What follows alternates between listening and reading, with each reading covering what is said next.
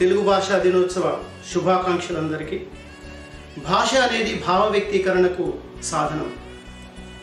దేశ భాషలందు తెలుగు లెస్స. ఈ భాషలో, తెలుగు భాషలో విభిన్నమైనటువంటి సంప్రదాయాలు, విభిన్నమైనటువంటి ప్రక్రియలు ఉన్నాయి. నాటకము, పద్యము, గద్యము ఇట్లా. అయితే అనేక శాస్త్ర గ్రంథాలు ఉన్నప్పటికీ, రామాయణ భారత ఇతిహాసాలు, అనేక కావ్యాలు, నాటకాలు ఉన్నప్పటికీ పూర్వకాలంలో ఉన్నటువంటి ఈ శాస్త్ర గ్రంథాలన్నీ కూడా సామాన్యునికి చేరువలో లేకపోవడం వల్ల ఈ సామాన్యునికి ఈ భాషా పరిజ్ఞానం అంతగా అందలేదు. దీన్ని పురస్కరించుకొని గిడుగు రామమూర్తి పంతులు గారు వ్యవహారిక భాషా ఉద్యమాన్ని ప్రారంభించాడు. 1863 సంవత్సరం ఆగస్టు 29వ తేదీన శ్రీకాకుళం జిల్లా పర్వతాలపేటలో జన్మించినటువంటి ఈ మహనీయుడి యొక్క దృఢ సంకల్పమే వ్యవహారిక భాషా ఉద్యమానికి మూల కారణమైంది. మనం ఏది మాట్లాడుతున్నామో అదే రాయాలి, ఏది రాస్తున్నామో అదే చెప్పాలి, అది సామాన్యుడి సైతం అందుబాటులో ఉండాలనేది వీరి సంకల్పం.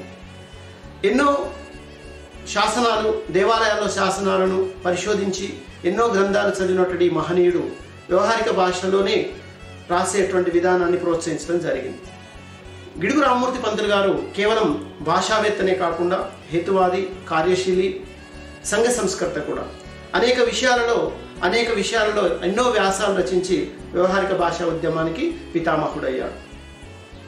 ఈ భాషా ఉద్యమంలో గురుజాడ అప్పారావు గారు కూడా ఎంతగానో సహకరించడం జరిగింది. వేదం వెంకటరాయ శాస్త్రి గారు కూడా వ్యవహారిక భాషా ఉద్యమానికి ఈయనకు సహకరించడం జరిగింది. అయితే ఒకటే, ఏదైతే మనం మాట్లాడుతున్నామో ఈ తెలుగు భాషలో సామాన్యునికి సైతం అందుబాటులో ఉండాలనేదే ఈయనకు ఒక ముఖ్యమైనటువంటి ఆలోచన.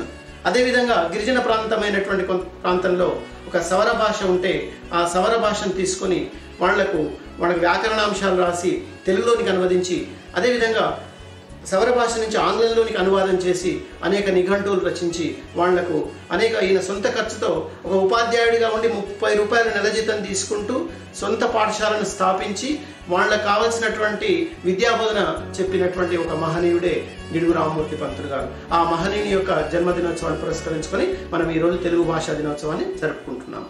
నమస్కారం. Subscribe now Nagarjuna Group of Schools.